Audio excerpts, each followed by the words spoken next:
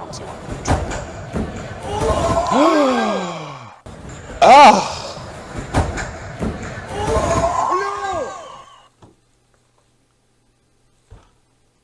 Well, he might have just broken his back. I'm not entirely sure. Wow. So he hyperextended his spine is what happened. So certain people are really, really flexible, and I bet that this guy in a trampoline park is probably really flexible. That's probably the only thing that has just saved him from like snapping his spine in half and being paralyzed from the waist down.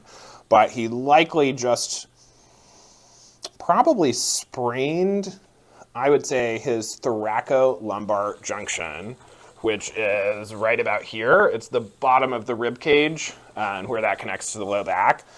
And he is going to be in a world of hurt.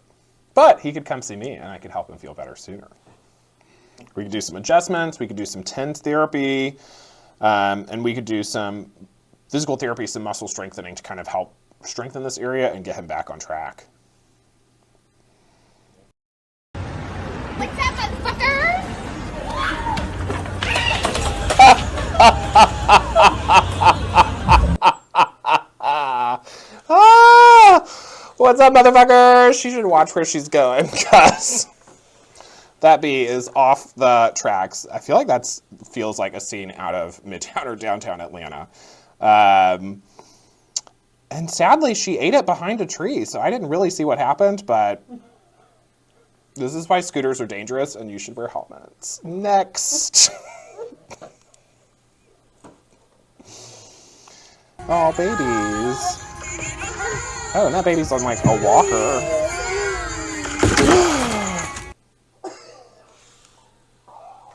That baby on the walker just ate it. I cannot believe they didn't put the brakes on for that child. She let it go, and he ate it. Fortunately, okay, the kid is probably totally fine, but I'm sure would benefit from a little adjustment after that. Kids' bones are not fully developed for a long time, okay? And so right now he's mostly cartilage, because this baby is probably maybe 3, maybe 4, maybe not even that old. It depends on how, sometimes they grow fast and look older than they are. But they're mostly cartilage and not full bone yet.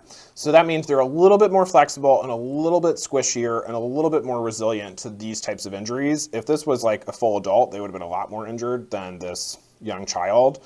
But he's going to be bruised. He's going to be banged up. He's probably going to be a little sore. But ultimately, this baby's probably okay. Thank goodness. Oh. This girl's going to get hit in the head with a coconut.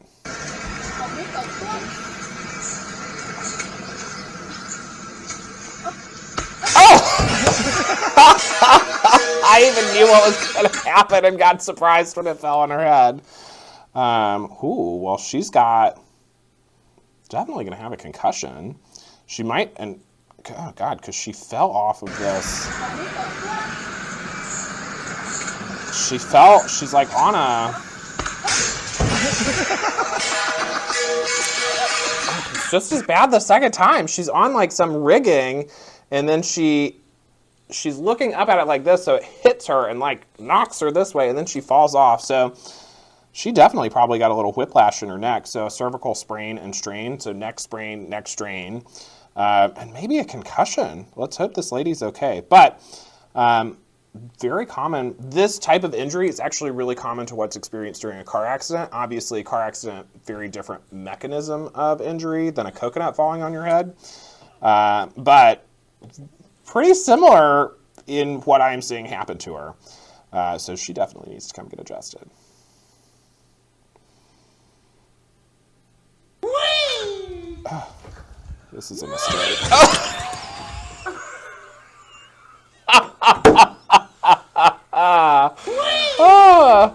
Oh, that one's funny.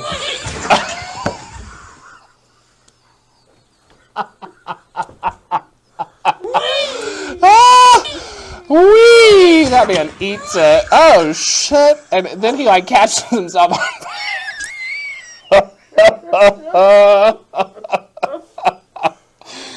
Oh, God. That one's really funny. I feel like probably the... the thing.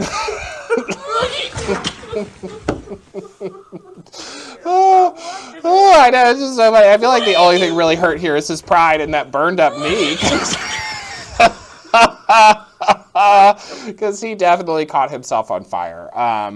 But yeah, if he needs some knee help, I'll fix him. We get at that knee. Yeah, we do extremities. We'll fix up that knee that he tried to catch on fire. And hopefully he's not too injured otherwise. The fall was really not that bad, but the fall into the fire pit is really what gets me. Whee! Whee!